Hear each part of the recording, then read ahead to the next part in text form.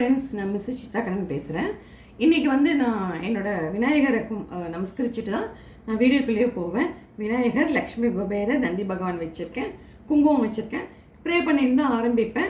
எல்லாமே நல்லா வரும். இப்போது வீடியோக்குள்ளே போகலாம் வாங்க. நான் வந்து இன்றைக்கி அரிசி மாவை வச்சு எல்லாருக்கும் பிடிக்கிற ஒரு குர்குரே சொல்லித்தரேன். சின்னவாள்லேருந்து பெரியவா வரைக்கும் குர்குரேனா ரொம்ப பிடிக்கும், அது சொல்லித்தரேன். இப்போ வந்து பார்த்திங்கன்னா இந்த கப்பால் வந்து 2 கப்பு வந்து நார்மல் பச்சரிசி மாவு. நான் வந்து மாவரிசி வாங்கி மிஷினில் அரைச்சின்னு வந்து வச்சுப்பேன். சலிச்சு ரெடி பண்ணி வச்சுப்பேன் எப்போவுமே 2 கிலோ 3 கிலோ. அதில் வந்து இதோ பாருங்க, இந்த மாதிரி வந்து இதில் வந்து 2 கப்பு போட்டிருக்கேன். ஃபஸ்ட்டு 3 கப் தண்ணி விட்டு அடுப்பு பற்ற வைக்கிறதுக்கு முன்னாடி கட்டி இல்லாமல் நல்லா கரைச்சிக்கணும்.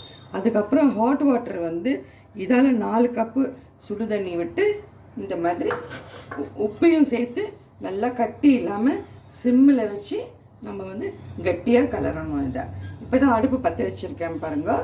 ஃபஸ்ட்டு வந்து அரிசி மாவு போட்டு தண்ணியும் உப்பும் சேர்த்து கட்டி இல்லாமல் கலந்துட்டு அதுக்கப்புறம் சுடு தண்ணி விட்டு நல்லா கரைச்சிட்டு அதுக்கப்புறம் தூக்கி அடுப்பில் வைக்கணும்.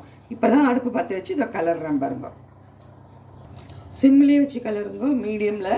இப்போ வந்து ஃபஸ்ட்டு வந்து நான் சொன்னேன் இல்லையா, 2 கப்பு மாவுக்கு 3 கப் தண்ணி, அது வந்து பச்சை தண்ணி, அதை விட்டு கட்டி இல்லாமல் உப்பு சேர்த்து கரைச்சிக்கணும். அதுக்கப்புறம் நம்ம 4 கப்பு விடும்போது நல்லா வந்து ரொம்ப கொதிக்க வேண்டாம், ஆனால் சுடு தண்ணியாக இருக்கணும். அது மட்டும்தான் நீங்கள் கவனிச்சுக்கணும்.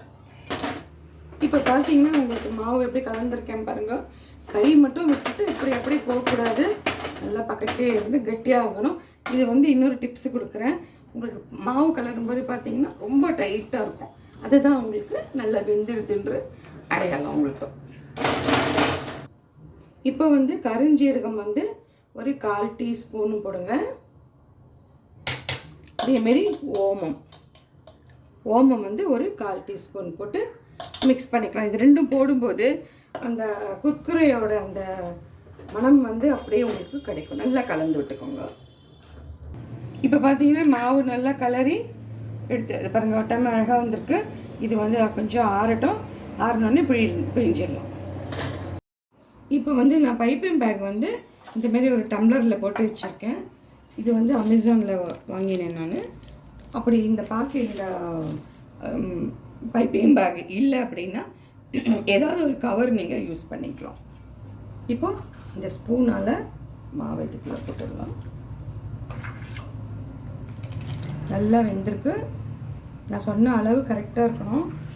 அதிகமாகவோ குறைவாகவோ இருந்ததுன்னா மாவு வேகாது, அதிகமாக இருந்தால் தண்ணியாக போயிடும்.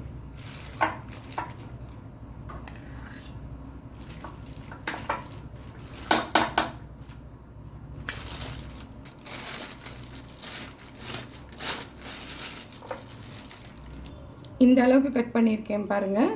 இப்போ வந்து நம்ம இதை எப்படி இடணும்னு காமிக்கிறேன்.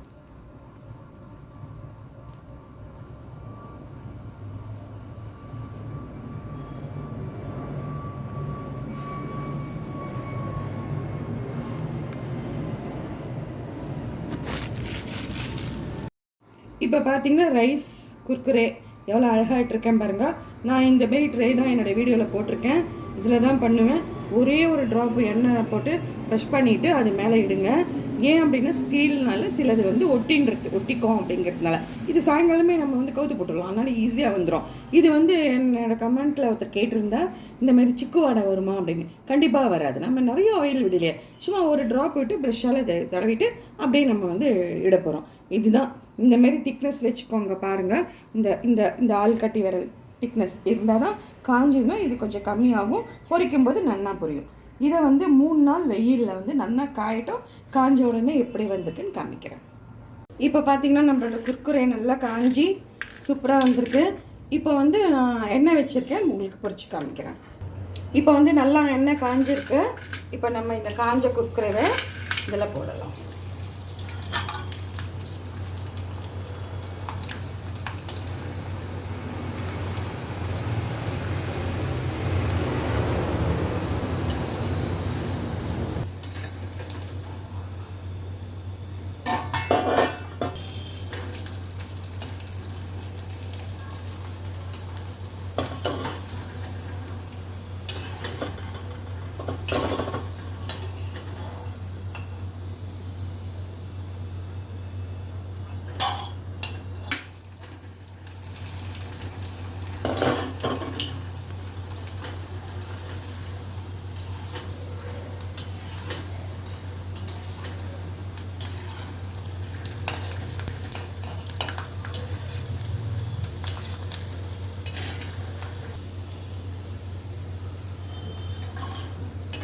இதில் கொஞ்சோண்டு காரத்துக்கு மிளகாய் பொடி சேர்த்து நம்ம குலுக்கி விட்டுடலாம். இதை